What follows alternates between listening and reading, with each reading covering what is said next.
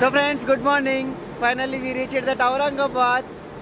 So ఇప్పుడు మనం ఇక్కడ నుంచి అజంతా కేవ్స్ కి అయితే వెళ్తున్నాం. సో నెక్స్ట్ అప్డేట్ అక్కడికి వెళ్ళిన తర్వాత అయితే ఇస్తాం. Continue the vlog. అలా స్టేషన్ నుంచి 42వ నంబర్ బస్ ఎక్కి 40 రూపాయలు ఇచ్చి 40 నిమిషాల పాటు జర్నీ అయితే చేశాం. పచ్చని కొండలని తెల్లటి మంచుతో కప్పేసిన ఘాట్ రోడ్లను అయితే చీల్చుకుంటూ మా ప్రయాణం ముందుకు సాగుతుంది. ఫైనల్ గా మనం 12వ జ్యోతిర్లింగంగా పిలువబడే కృష్ణేశ్వర ఆలయానికి అయితే చేరుకున్నాం.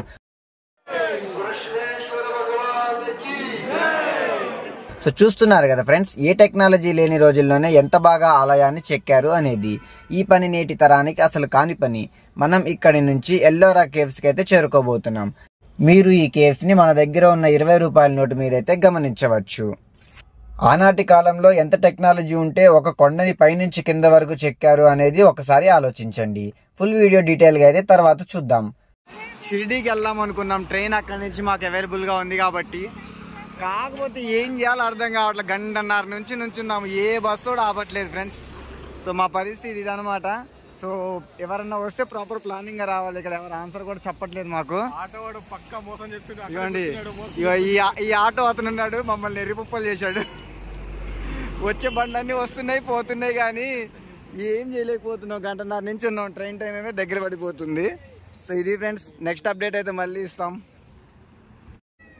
సో ఫ్రెండ్స్ ఫైనల్గా అయితే మనం షిరిడీ చేరుకున్నాము. సో యాక్చువల్గా షిరిడీ అయితే మన ప్లాన్లో లేదనమాట. బట్ షిరిడీ రావడానికి గల మెయిన్ కారణం ఏంటంటే ఔరంగాబాద్ ట్రాన్స్పోర్ట్ గురించి చూసుకున్నామంటే అబ్బో ఎంత తలనొప్పి అంటే అంత తలనొప్పి. సో మనకు అవసరమైన అంటే ఫ్రీక్వెంట్గా బస్సెస్ అయితే ఏమి దొరకవు ఇక్కడ. సో ఒక బస్సు ఇప్పుడు ఉందంటే మళ్ళీ 2-3 అవర్స్ వెయిట్ చేయాలి నెక్స్ట్ జర్నీ ఎక్కడికైనా వెళ్ళాలంటే.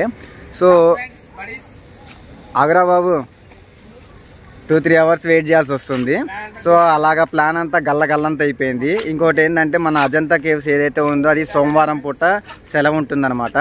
సో ఈ విషయం తెలియకపోవడంతో మా ప్లాన్ అంతా అల్లకల్లోలం అయిపోయింది అనమాట. ఎల్లోరాలోనే మాకు డే మొత్తం టైం స్పెండ్ చేసామన్నమాట. అంత బాగుంది ఎల్లోరా చూడడానికి. సో క్యాబ్స్ ఇక్కడ ఓలా ఊబర్ కానీ ర్యాపిడోస్ కానీ ఇట్లాంటివి ఏమి ఉండవు. సో క్యాబ్ ఫెసిలిటీ ఉండదు మనకి. సో మనం ఏం చేసినా కానీ ఆర్టీసీ ద్వారా కానీ లేకపోతే ₹1 ఎక్కువ ఇచ్చుకొని ఆటో నుంచి అయితే జర్నీ చేయాల్సి వస్తుంది. పొద్దున కృష్ణేశ్వర మహారాజ్ టెంపుల్ చూసాము. సో ఇంకొకటి వచ్చేసి తర్వాత మనం ఎల్లోరా కేవ్స్కి వెళ్ళాము. సో ఎల్లోరా కేవ్స్ అంటే 40 రూపీస్ టికెట్ తీసుకున్నాడు.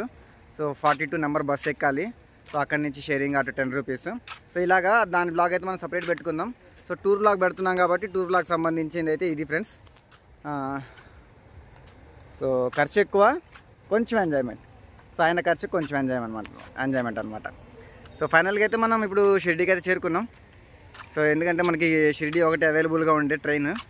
సో అదనమాట. సో చూడండి నెక్స్ట్ బ్లాగ్, రేపటి బ్లాగ్ ఏం జరుగుతుంది అనేది. బాయ్. సో బస్సెస్ చూసుకుంటే అబ్బా అసలు వరస్ట్. ఓన్లీ ఇంజన్ మాత్రమే తిరుగుతుంది బస్సులో.